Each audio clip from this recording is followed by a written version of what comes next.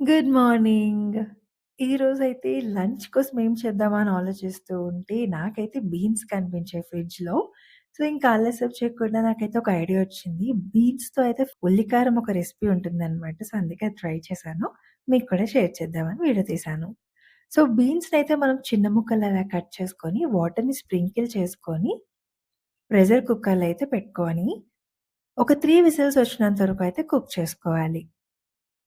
Meanwhile మనకి ఉల్లికారం అన్నాను కదా! ఉల్లికారం పేస్ట్‌నయితే రెడీ చేసుకుందాము.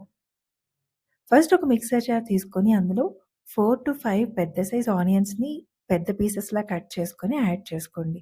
అందులోనే అర డజన్ నుంచి 10 వరకు ఎండుమిరపకాయలు యాడ్ చేసుకొని మెత్తని పేస్ట్ కింద గ్రైండ్ చేసుకొని పక్కన పెట్టుకోండి. ఇప్పుడు స్టవ్ మీద బాండీ పెట్టుకొని జీలకర్ర, మినపప్పు, నూనె, కరివేపాకు యాడ్ చేసుకొని తాలింపును వేగనివ్వండి. ఇప్పుడు అందులో గ్రైండ్ చేసి పెట్టుకున్న ఉల్లికారం పేస్ట్‌ని కూడా యాడ్ చేసుకొని వేగనివ్వాలి.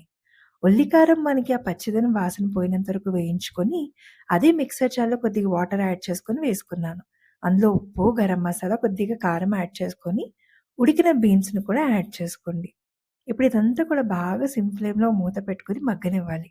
ఇలా దగ్గర పడినంత వరకు మగ్గించుకొని, దగ్గర పడిన తర్వాత అంతే ఎంతో టేస్టీ అయిన బీన్స్ ఉల్లి కారం అయితే రెడీ అయిపోయింది. ఇది ఈరోజు నా లంచ్‌లోకి కర్రీ. మీకెలా అనిపించింది? బావుందనిపిస్తే కామెంట్ సెక్షన్‌లో చెప్పండి. Thanks for watching. See you in the next video. Bye.